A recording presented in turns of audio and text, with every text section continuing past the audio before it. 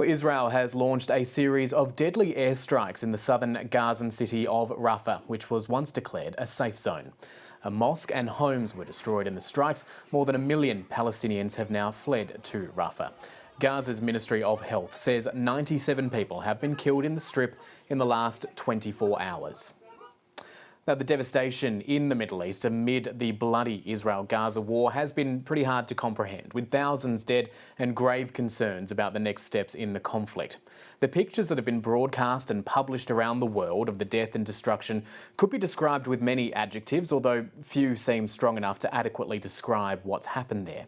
That information is being gathered and shared by brave journalists. However, many have died in the conflict, with a startling new report saying more than 3/4 of the media workers killed in 2023 lost their lives in the Israel-Gaza war. Middle East and North Africa Program Coordinator for the Committee to Protect Journalists, Sharif Mansour, joined us earlier from Washington, DC. Sharif Mansour, welcome to Afternoon Briefing. Before we get into the raw figures that are in this report, I want to get a sense from you as to the current environment for journalists working right around the world, but specifically in Israel and Gaza throughout the course of this conflict. Can you sum up just how dangerous it is for media professionals working today?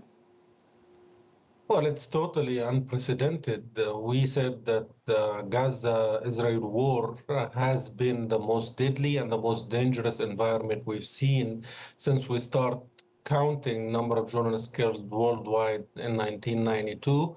We have reached a near record high. That was in 2015 when the Islamic State and also Middle East wars compelled the number of journalists killed worldwide more than 100. The count as of end of December from last year was 99, but 77 of them, which is 3/4, were killed in Israel and Palestine war. Of course, this is a deadly pattern that we've documented before this war started and continued during this war. We at the Committee to Protect Journalists have documented at least 20 journalists killed by IDF fire over 21 years until 2023. And since then, at least 83 journalists killed in Gaza, Palestinians, 2 Israeli and 3 Lebanese. So when we're talking about this current conflict in the Middle East, is it a byproduct of the fact that this is fighting in very close quarters, that the Gaza Strip is a very small patch of land, effectively, when you look at it compared to other parts of the world? Is this something that would always have happened because of just how condensed the population is in that part of the world, or is there more behind what's happening at the moment?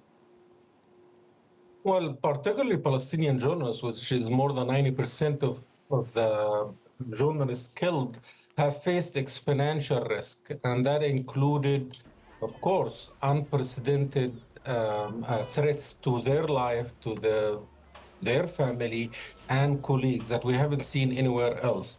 And it is because they didn't have any safe haven or an exit. Of course, since day one, they were killed everywhere, including in the south, where they were told that they're going to be safe.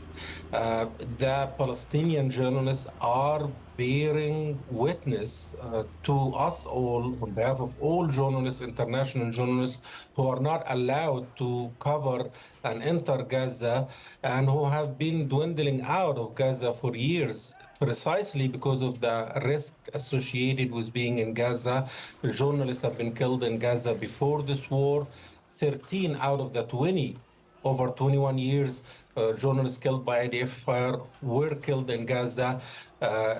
Israel have bombarded media outlets and offices before this war, including for Palestinian international media organizations like Associated Press 3 years ago and Al Jazeera, and they continue to do so over the course of this war. More than 50 media outlets, offices have been destructed in Israeli bombardment. But we're also talking not just about the bombardment, the invasion, and all of the risks associated of just staying alive by being in Gaza. We're talking also a deliberate attacks that have at least now we counted 3 journalists that we categorize as murder during this war, in addition to 3 out of the 20 before this war categorized as murder. And these are cases where we saw journalists have been killed, first of all, without posing any threat to Israeli authorities or the Israeli soldiers, not in a crossfire situation. They were in media and press insignia, identify them as journalists. And in many of those cases, they were directly hit, whether in the case of Sam Abdallah, the Reuters correspondent in Lebanon, with a direct missile from an Israeli tank. Or, as we say in 3 cases, drones, precise attacks in Gaza that has killed 2 journalists, 3 if we count Sabir Abu Daqa, who was left after being injured in a drone attack to die without having access to life-saving medication. And of course, that includes also other cases where journalists have been killed with Israeli army bullets, like Ibrahim Lafi near the Erez crossing, or have been killed after receiving threats by the Israeli army, or their family have been killed in Israeli bombardment after those journalists and their colleagues have been threats by Israeli authorities. We have said there is a deadly pattern specific to these threats. One journalist from Al Jazeera, for example, received threats from Israeli army soldiers telling him to stop reporting and sending him the coordinates of his phone, his location on WhatsApp with the direct threats. And later on, his family house was bombarded and lost family members. That's one of 6, at least, cases we saw similar threats prior to the journalist being killed. All in all, we have at least 12 cases in which we are seeking independent international investigation, including by the International Criminal Court, in order to make sure that they find accountability in their case. Out of the 83, this war, we've said that resulted from Israeli army fire. What do you make of some of the claims that have been put forward by the Israeli Defense Forces? I mean, reading your report, 2 of these journalists who were killed, Israel describes as having links to terrorist groups, or indeed being members of terrorist groups. Do you think that those arguments by the Israeli Defense Force and the Israeli government stand up to scrutiny?